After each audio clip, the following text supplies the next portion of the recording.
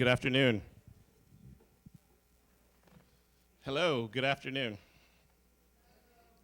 You can give me something back. I'd love that. Thank you very much. Thank you. I want to say thank you for taking time out of your very busy schedules. I know that it can be a challenge to break away during your very busy workday to get here and sort of feed your soul and your brain for an hour and a half. So I really want to both all of you that are here in attendance in Sacramento and wherever you are um, viewing via WebEx, thank you for your presence. My name is Dante Allen. I'm the Senior Communications Officer in the Office of Health Equity.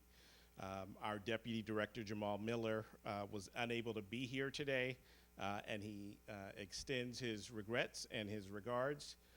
This is a very special moment for both Jamal and I because we had the pleasure of working with and for our esteemed guest today during a previous life at Kaiser Permanente. So it was a double regret for Jamal to not be able to be here today to participate in that. But I wanted to welcome you, especially from the Office of Health Equity, and remind you about why we are coming together on a monthly basis and bringing outside speakers in. And really the idea is to encourage those essential conversations around the social determinants of health and the very principles of health equity. And we fully understand that our role in the Office of Health Equity is to be that promoting agent, but that we could never achieve our mission if we were our very small team were the only folks who were thinking about and focusing on health and mental health equity on a daily basis. So this is a recruiting mission, so to speak. So we want to make sure that we have a common language and the opportunity to really fully discuss these things that you can take back into your daily lives. I also wanted to talk about their flyers up if you didn't grab them before, but there are flyers for next month's event in the Equity Speaker Series, and it's actually a video and discussion. We're going to take an extended look. So over the next few months, we're going to be looking at race and equity. And we know that the conversations are sure to be vibrant, exciting, and hopefully it's an opportunity to take away some of the discomfort that comes when talking about issues of race. But next month's video is called Race, the Power of an Illusion. And it was a documentary series created by California Newsreel, and it looks very specifically about some of the widespread ideas about race and how they are mostly misconceptions, and what we can do to address them, to address health and mental health equity. So I encourage you to participate in that.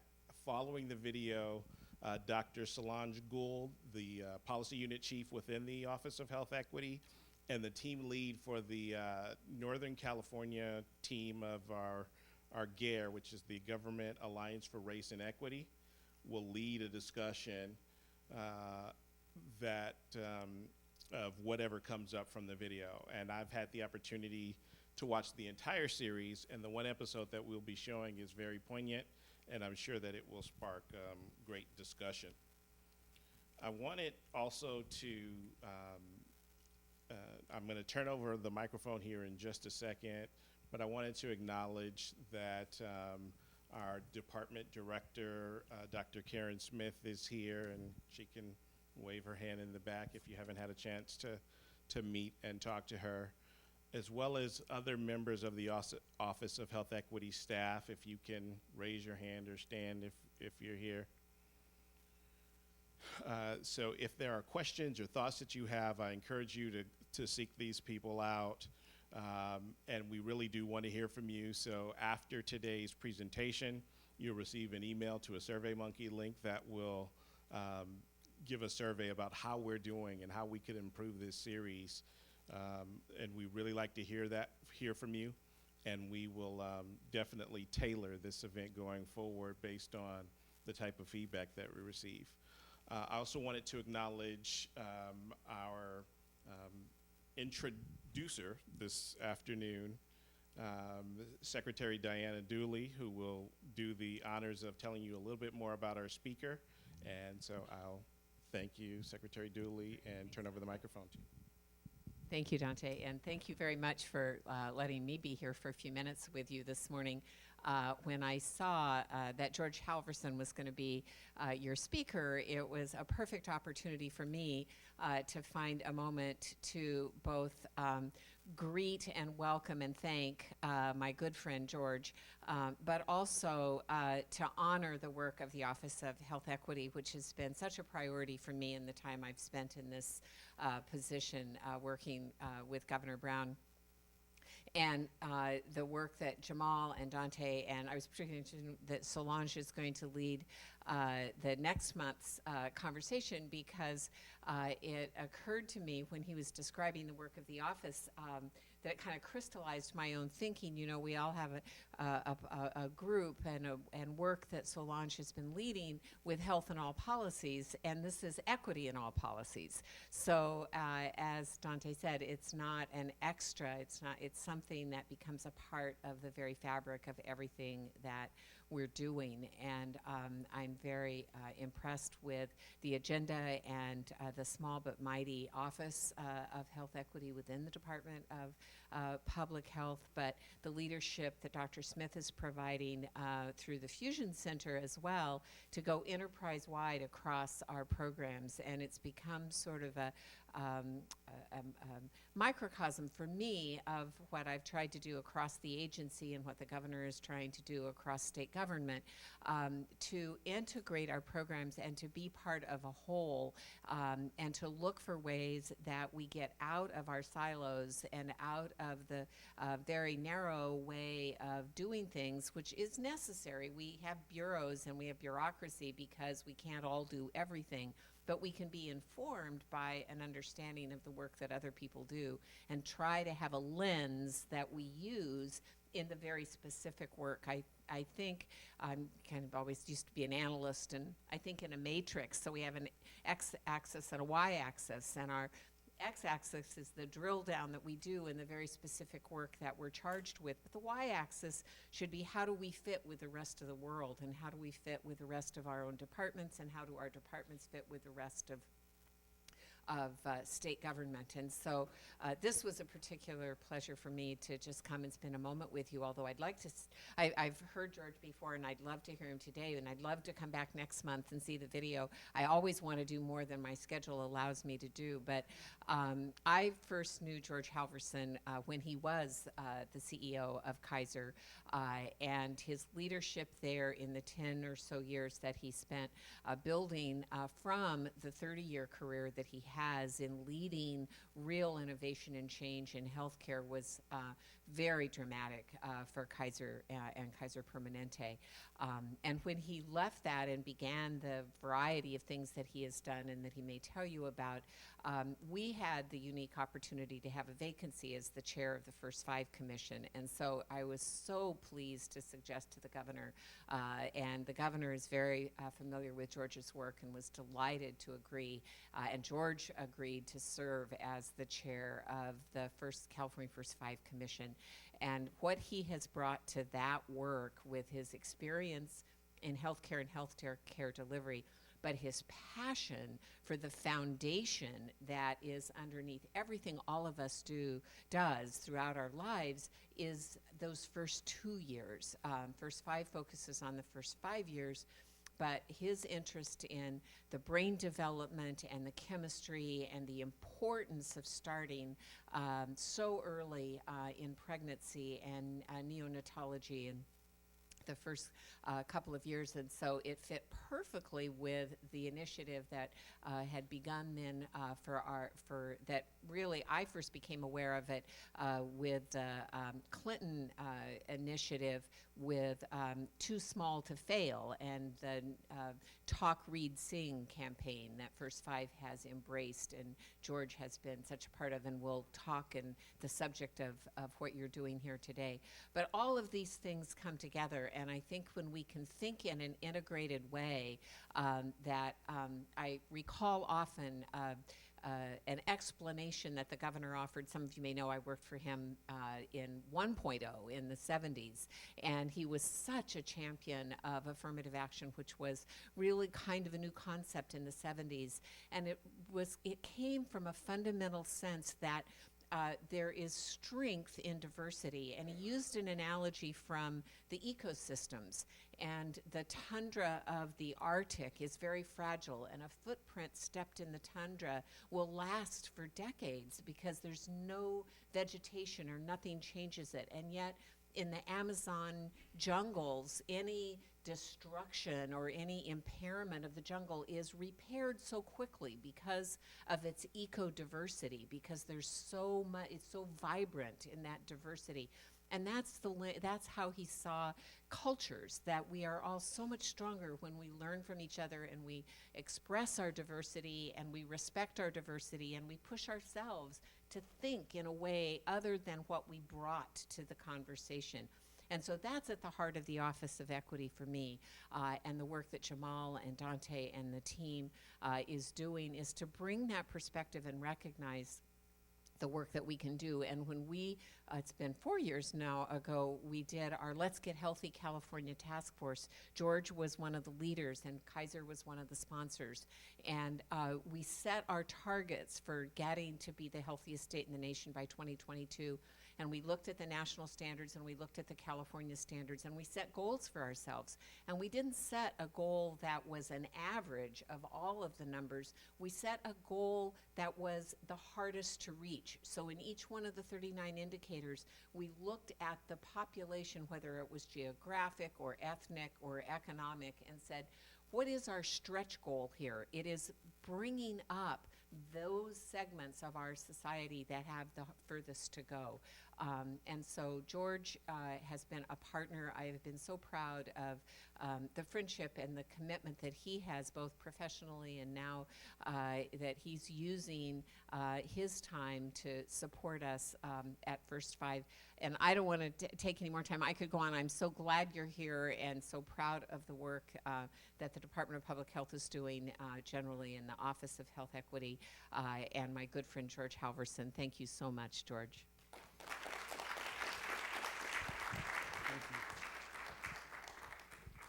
Well, thank you. Thank you very much. I'm going to use that analogy on diversity about the Arctic and the. That's wonderful. I love that. That is such a good thing.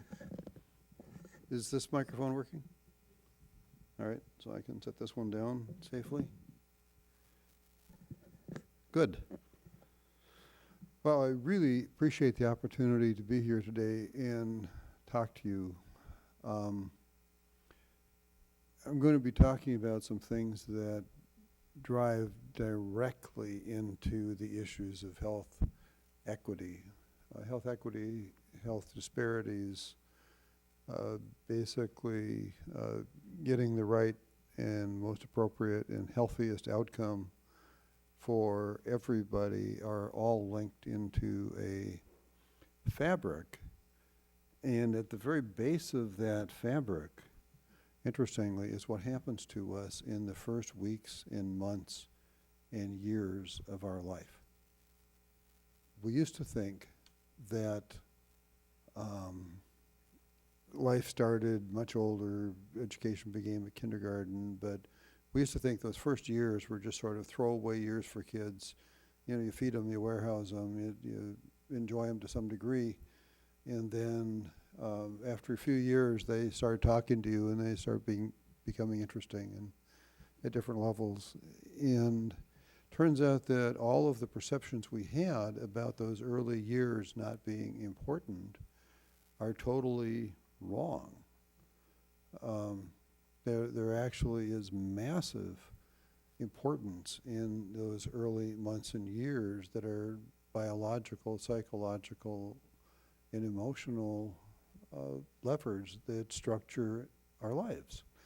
And so the key is really, and for us to be thinking about this from a policy perspective, the key for us to be thinking about this is B to C. B to C is birth to college.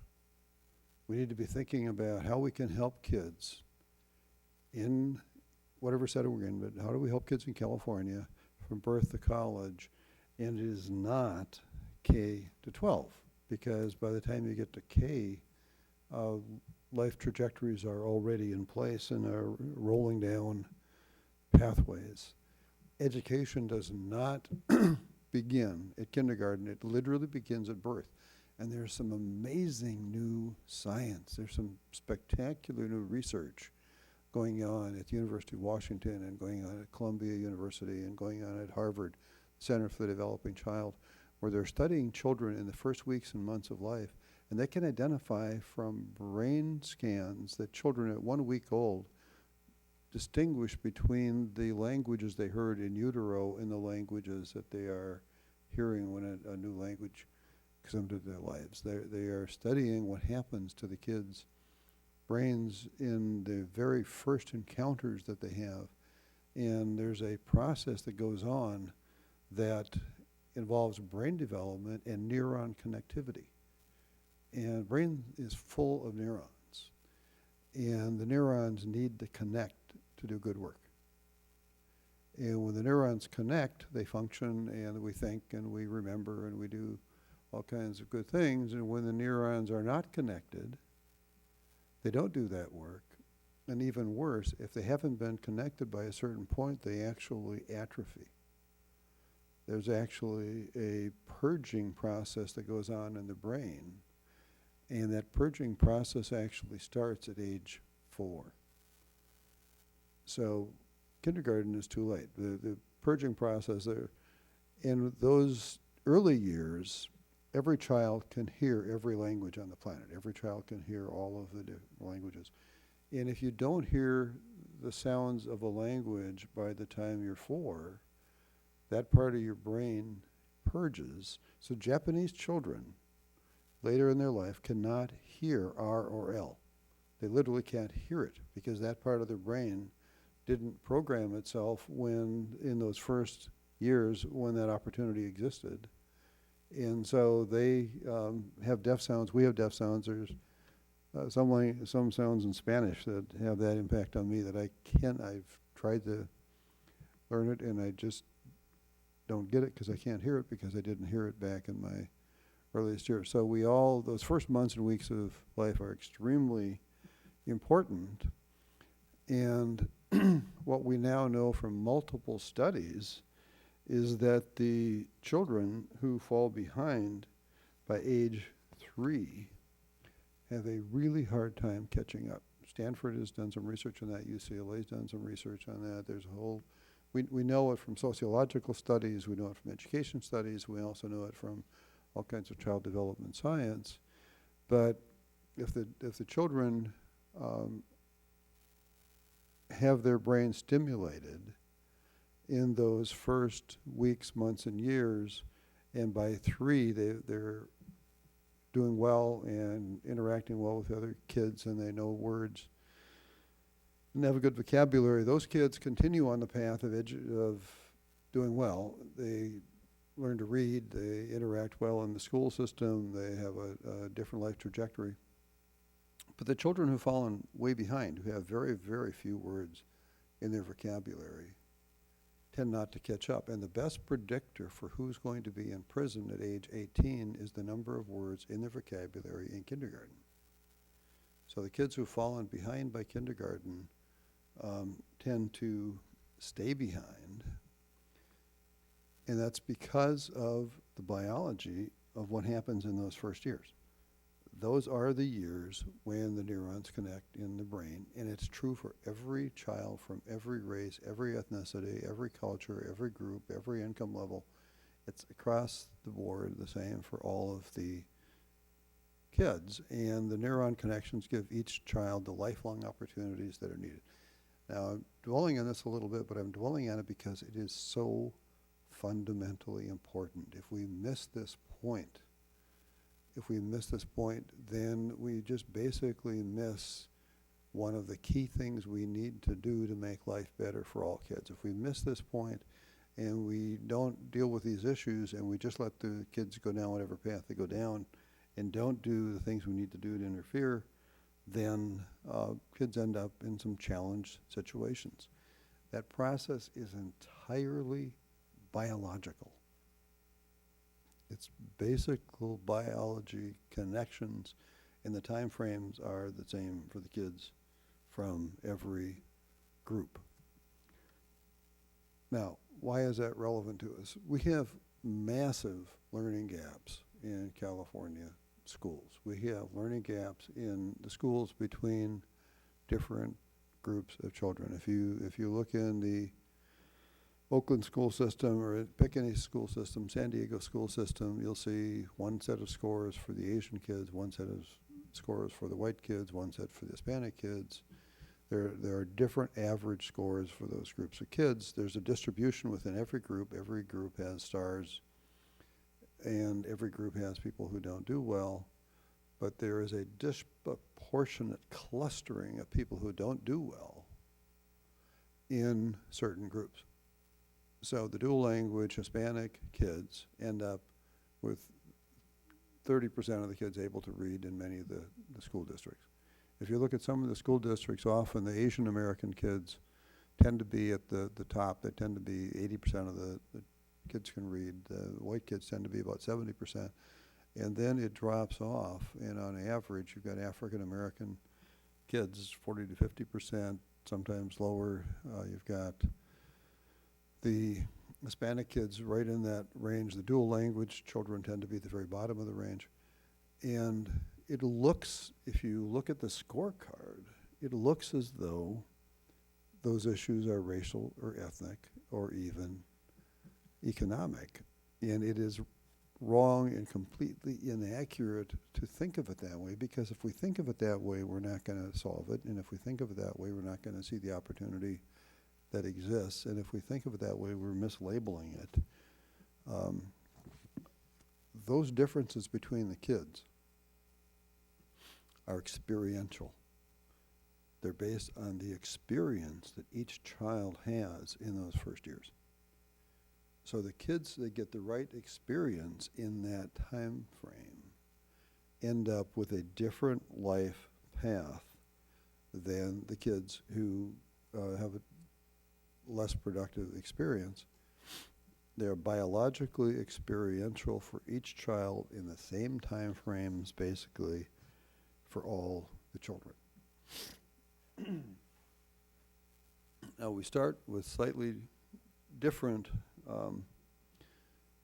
core ability levels, and when everybody gets all of the same exercise, gets all of the same stimulation, there will still be some people who will be smarter than other people in that continuum.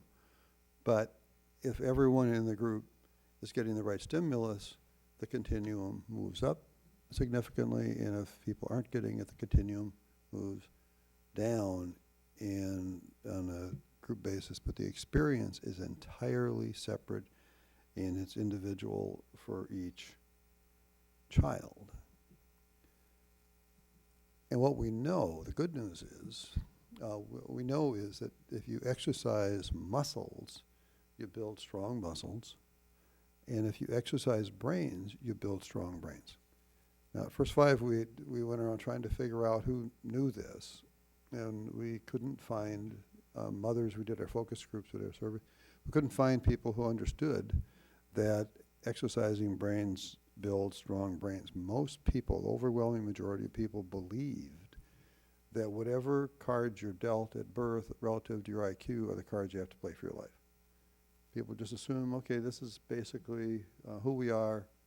At birth, my destiny was set for me on that pathway, so I really can't make a difference.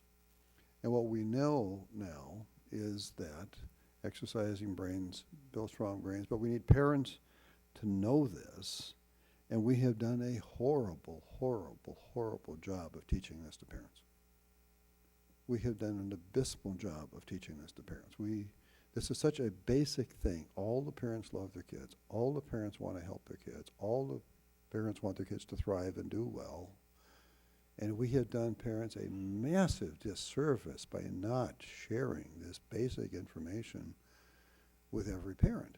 Because when parents know it, even if you are broke, even if you have a horrible life, even if you've got 3 jobs and lousy transportation, a horrible place to live, knowing this creates opportunities to make decisions for your child that you don't make if you don't know it. It's incredibly empowering. It's empowering, it's enabling, it's enriching. It basically, and it's incredibly respectful. I think it's stunningly disrespectful not to teach this information to parents. And I think it's respectful to teach it. I think that we need to make sure that everyone gets this. And so that we get it in families, we get it in communities, we get it in groups, so that we get it across the board. So when we get it, we can then make differences. And Silicon Valley has done incredibly well on a lot of product development by identifying a goal and an outcome and figuring out what they wanted to get to, and then asking a bunch of bright people to figure out paths to get there. We need to do something like that on this issue. We need to point to the goal and the outcome, which is to have all kids have exercise brains, and then let all kinds of people figure out all kinds of pathways as families, as churches, as religious groups, as communities, as schools, as daycares, that figure out. So we need to start with the basic knowledge as an underlying principle. And when we're looking at that, the underlying principle has a couple of parts. There's 2 first threes in everybody's life. There's the first 3 years, and there's also the first 3 months. And it turns out the new science is teaching us that both of them are really important. The first 3 months have significant importance, and the first 3 years have significant importance. The first 3 years build strong brains. So if you exercise a brain in those first years, and I'll explain in a minute how you exercise a brain in those years, then you end up with a strong brain. And like I said, by 4, the purging's happening. After 4, we need to do wonderful things to educate the kids. We need to help every child. We need to support every child. We can't make children smarter as easily after 4, but we can make them wiser, and we can make them nicer, and we can make them more social. There's all kinds of wonderful things the education system can do for children after that point, and you can improve the skill set. So we can't abandon children. This is not a message of abandoning children when they get to 4 and 5 and 6 years old if they've fallen behind. We need to do really wonderful things. But now we know this, we can do different wonderful things. Because now that we accept this and know this, then we know there's differentiated paths that we can help people go down, and the differentiated paths can help people given their skill set and ability. So this is not a call for education to give up on those kids. It's a call for us to be smarter and help we educate the kids, but also to be aware that these first 3 years build strong brains. And the first 3 months build emotional underpinnings. The first 3 months are the times when if a child is hungry, it's an epigenetic process. Let me just say one thing. It's a brain building process.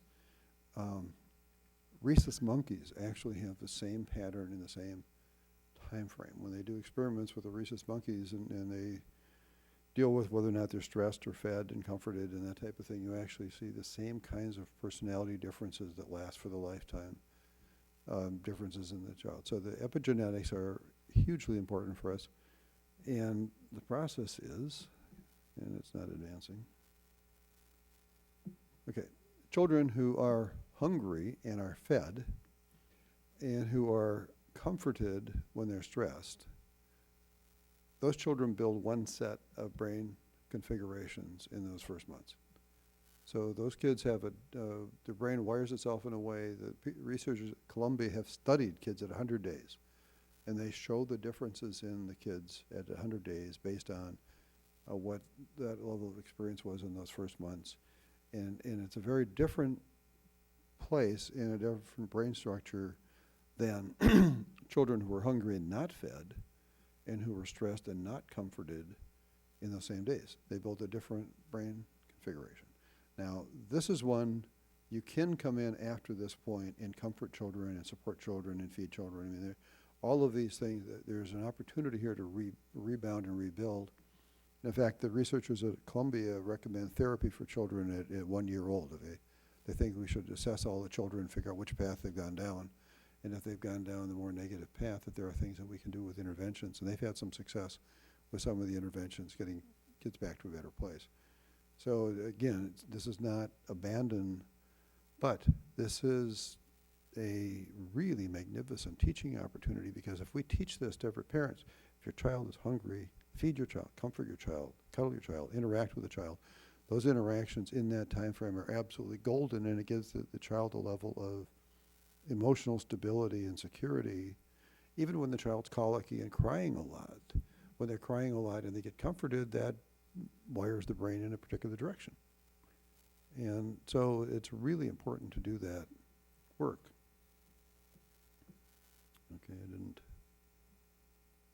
my slide is not going again.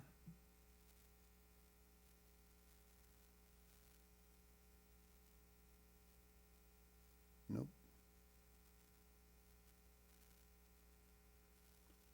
Okay, there it goes. So what happens to the children who are not comforted and not fed? There's a syndrome that develops. It's called presumptive negativity. They actually get a brain wiring that leads toward a perspective on the world that starts with a presumption that the world is negative. So at 3 and 5, if there's an interaction with the world, instead of saying, oh, what's that? It's more, oh, what's that? I mean, it's literally, there's a presumptive negativity that happens in a different wiring, different behavior that extends to 5 years old, 10 years old, 15 years old. I mean, the presumptive negativity, I think all teenage boys automatically go through presumptive negativity as part of their life cycle. But it's a particular problem. And then the same time, toxic stress syndrome. University of California, Davis has done some magnificent studies on toxic stress. But the toxic stress syndrome happens as well. So the kids who have a lot of stress, their neurochemicals in their brain damage the brain. And the brain damage leads kids to be hyper, harder to get along with, more likely to act out in school, more likely to have problems, more likely to have learning problems. So the kids who don't get the right comfort and the right support in those time frames end up going down some bad paths. And so what we really need to do is, what do you think? Anybody want to guess?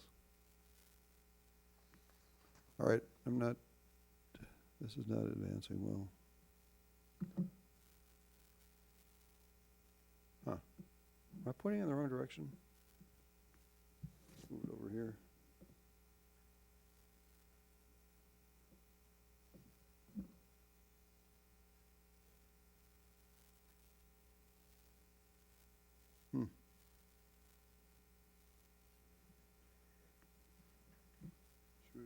Which one? This one? The down arrow, do you think? Okay, that didn't do it, and that didn't do it. That didn't do it, and that didn't do it. Huh. Technologically cursed here.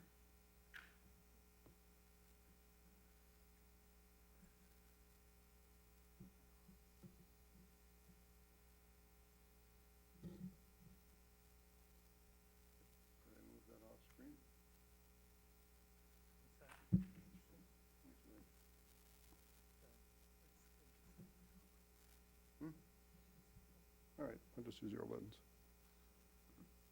Try to do that. All right, so given what we now know about those first 3 months, what does that tell us about the future of children? One of the things it tells us is that we need parents to be able to spend time with each child in those first months. We need parents, we need families, we need loving adults. It doesn't have to be the parent, but the mother is the usual person in that role.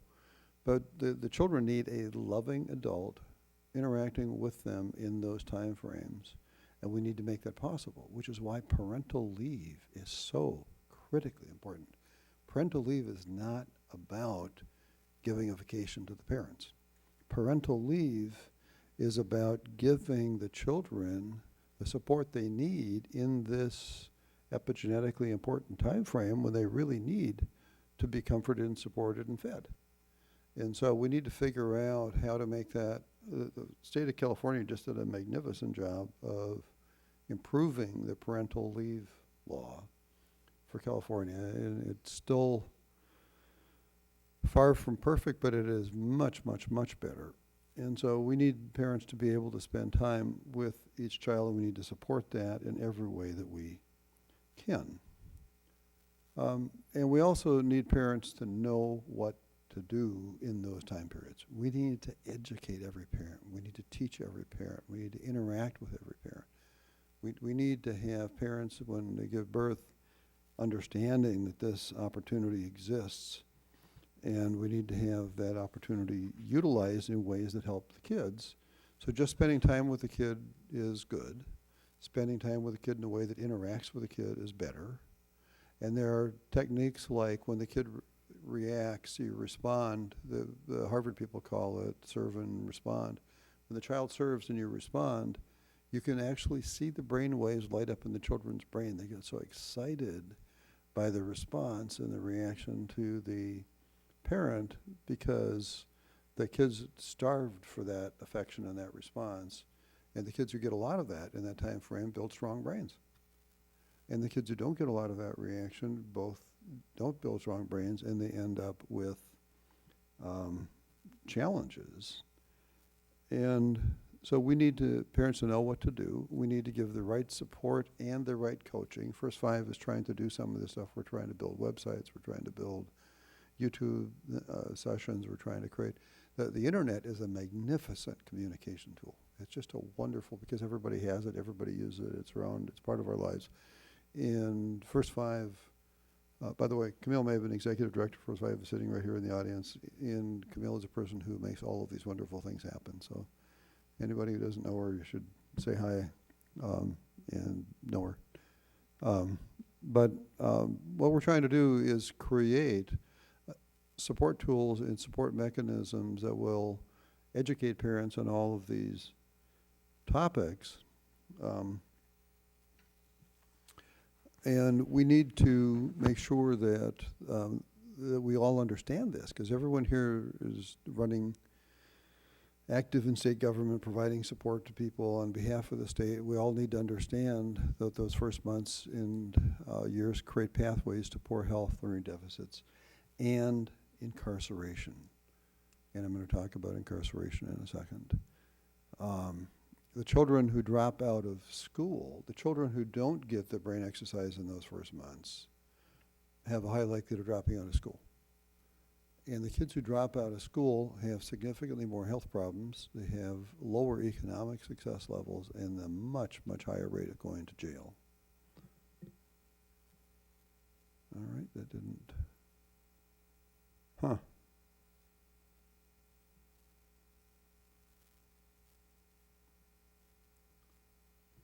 That's true for children from every ethnic group, every economic group, every culture, every race. The going to jail issues and the health issues are significant for all.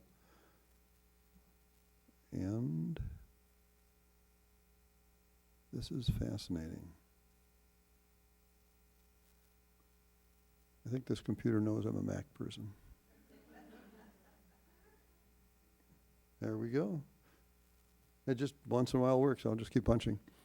So the children who do not get their brains exercised tend to be far behind by kindergarten. They fall behind by high school, and they tend to drop out of school. And brain exercise really does change lives. So how do you exercise a brain? That's the key point. It's actually easy. It's really easy. You can do it in almost any setting. You can do it almost any time. This isn't a really hard thing. You don't need a lot of equipment. You don't need mechanics. You don't need electronics. You don't need all kinds of support. That you can exercise a kid's brain by talking to the child, reading to the child, playing with the child, and singing to the child. All of those make a difference, and each of them makes a difference. And if you do which is why the ad campaign we're doing is Talk, Read, Sing ad campaign. We're trying to get that information out to all parents to go and huh.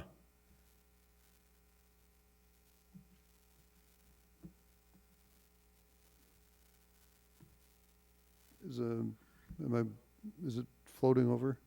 Anyway, I may end up just doing it without the slides, but I'll try to do the slides anyway. Talking is key. Talking is the single most important thing that you can do.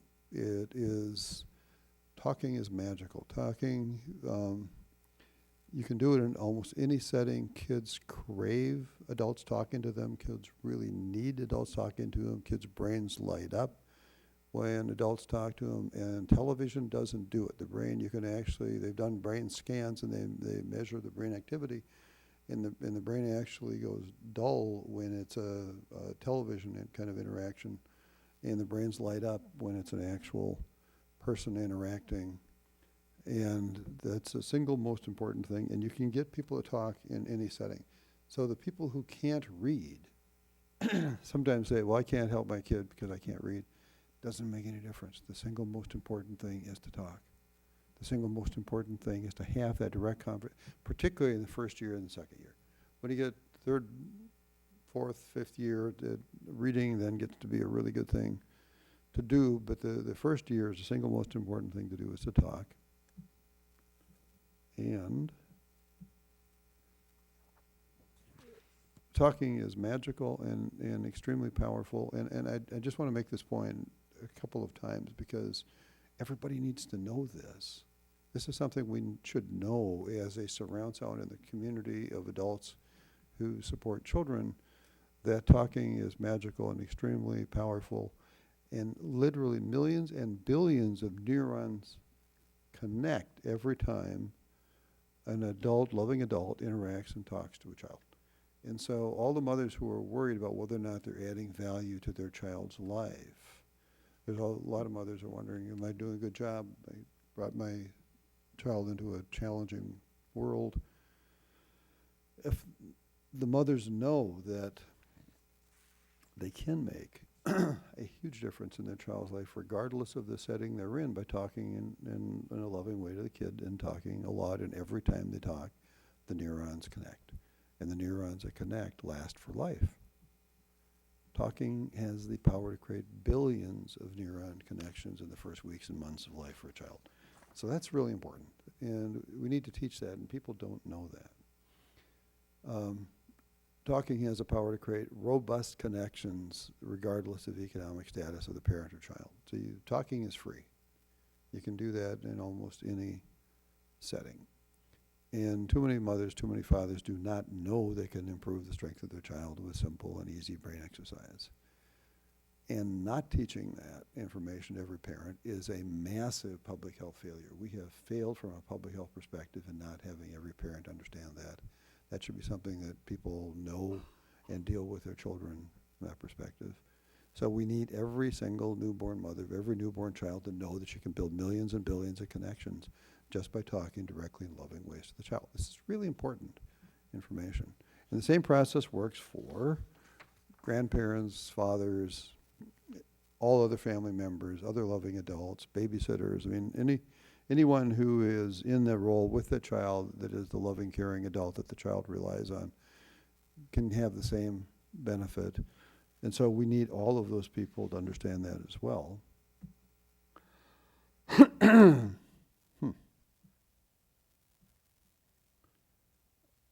Not exercising brains has negative lifetime consequences, and one of them is dropping out of school. When you drop out of school, the consequences are significant. Let me show some of those consequences.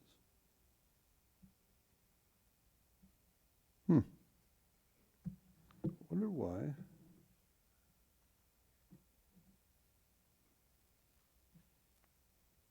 It's fascinating. All right.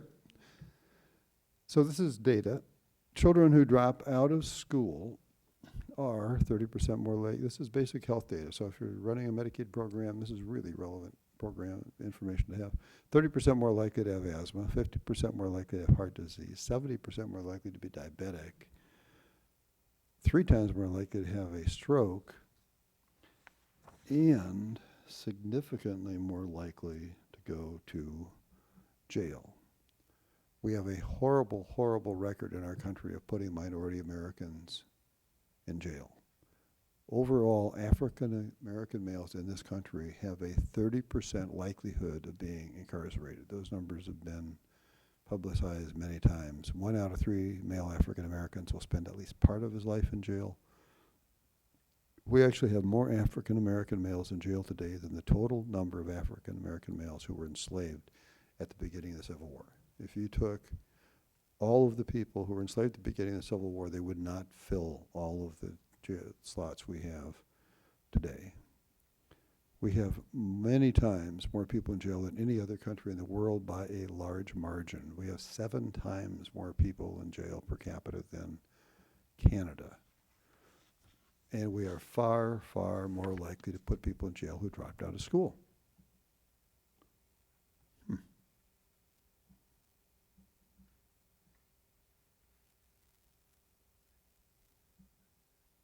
Yeah.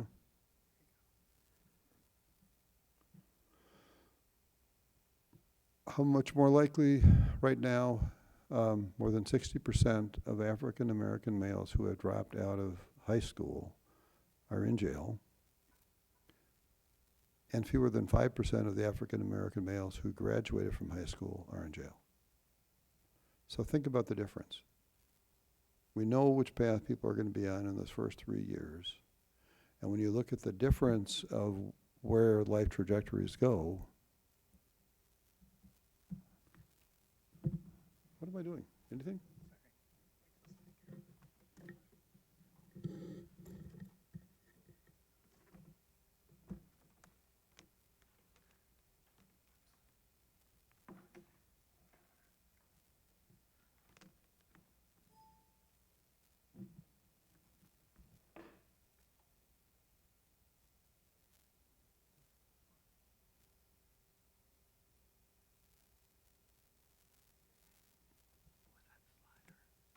Okay, try it.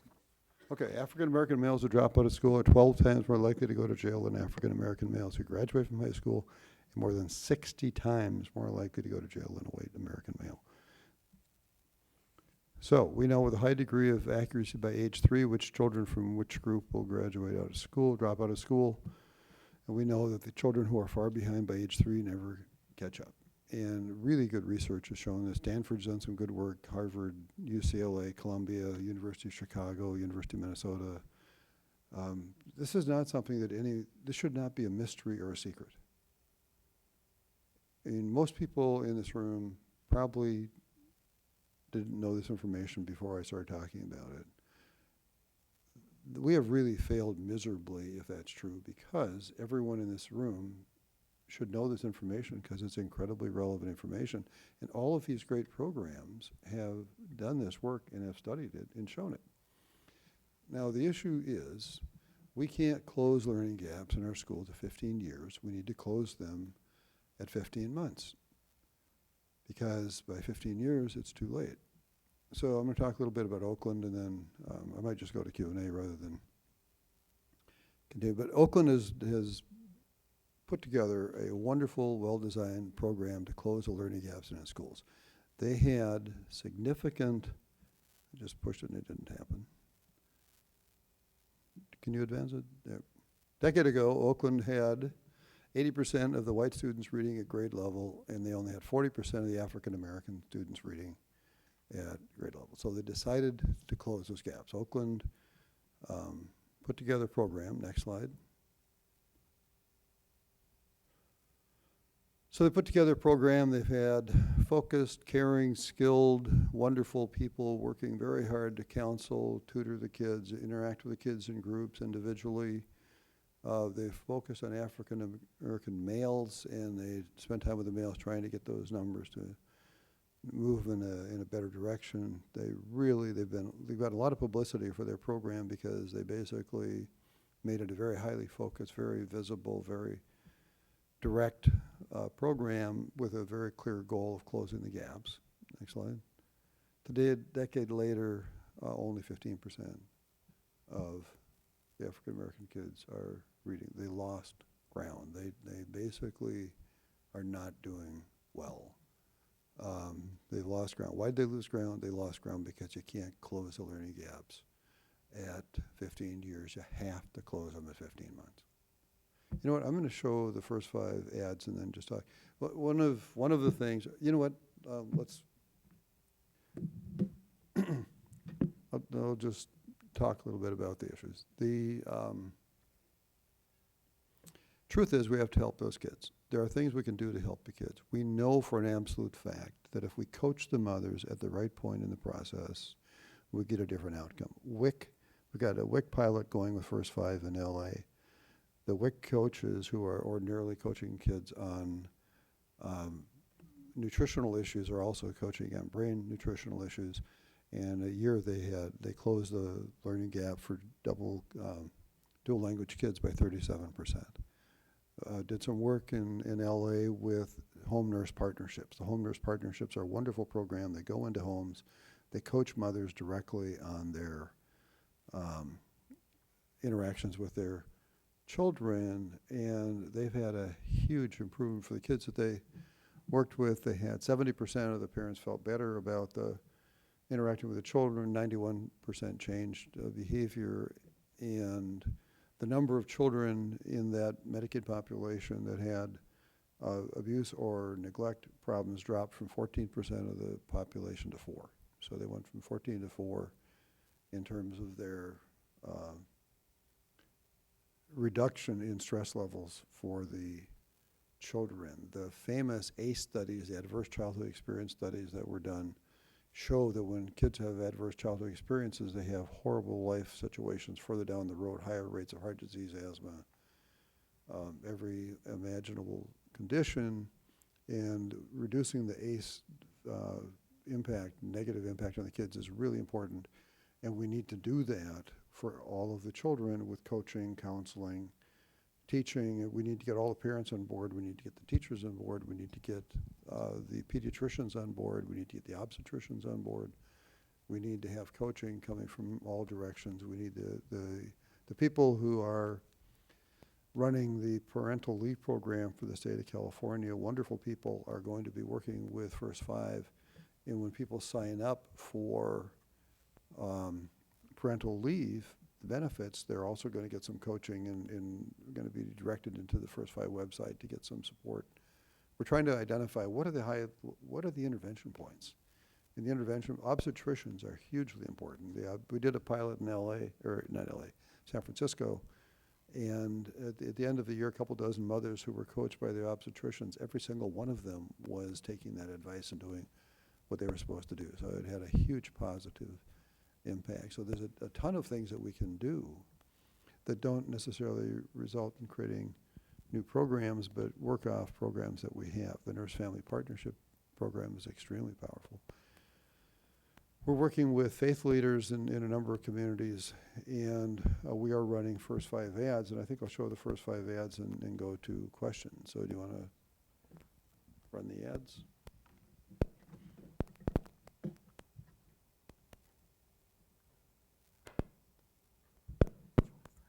Sure.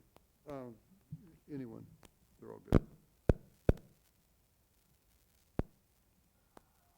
I was born here, on the steps of my mother's high school, but I was raised by 3 strong women who taught me to be the best I could be. Isn't that what we should be teaching all our children? A child's brain is more than 80% developed by age 3, so talk, read, sing to them. Strengthen their brains from the moment they're born. Go to first5california.com. I really like that ad.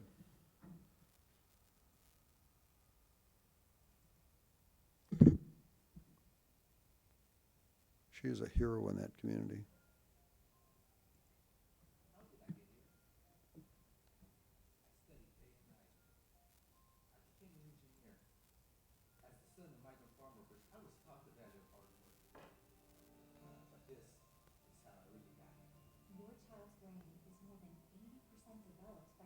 3. So from the moment they're born, talk, read, sing to them. It changes everything. Go to first5california.com.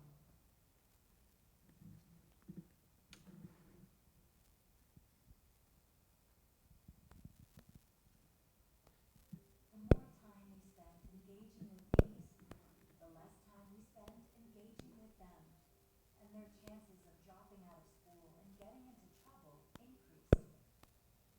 Now is the time to connect, to build their brains and their futures. So talk, read, and sing with them from the moment they're born. It changes everything. Learn more at first5california.com. And one more. From the moment they're born, their brains develop at fantastic speeds. Neurons connect by the millions, and their brains grow stronger. You can help fuel this growth with the sights and sounds of words and song. So talk with them. Read with them. Sing with them. Begin the moment they're born. Learn more at first5california.com. Fun ads. Our goal is to have 90% of all the women who give birth in California next year know that they can exercise their child's brain and improve the strength of the brain. So we're trying to get there with surround sound and multiple levels of messaging. We had University of Chicago did a study to look at the first ad campaign we ran, and over half of the target audience remembered the ad, which is a really high number, but 74% said that they had actually changed behavior. Mothers who were targeted mothers said they changed behavior. And the University of Chicago people couldn't believe that, because they usually, if they get 10% recall and 10% change, that's considered in a public health world to be you guys know this, that's considered to be a massive win.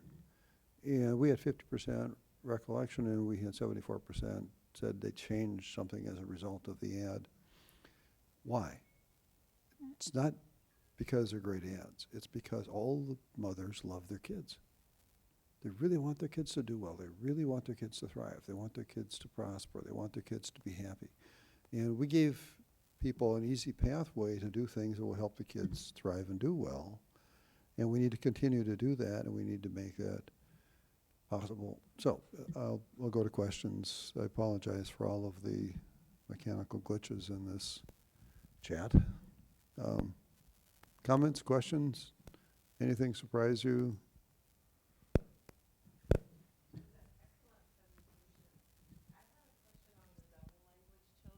Yeah, oh, yes. Harder for them to catch up when language early in birth, from birth on, is important as far as brain development? Why would having two languages then be difficult? That's a brilliant question, and I actually had a slide that showed kids talking in 4 different languages on the screen that you didn't see. But you're totally right, completely right. What's going on is, in those families, is they're tending to speak only in English. And they would be far better off if they spoke only in Spanish or only in the other language. And so the kids they need lots of exposure, but instead of getting more words, they're getting fewer. And they're tending to primarily speak only in English. So we're trying really hard with the radio ads to communicate that. Please talk in every language, use both languages, use Spanish, use whatever. We're running extensive radio ads to get that very point out, because the biggest learning gaps in California are dual language, and that's actually, when you do it right, it's the biggest opportunity. You're exactly on point. So we got to nail that one down. And on the radio ads, by the way, we're having the radio announcers and all of these dual language radio stations read the scripts instead of out loud, rather than push a button and play the ad.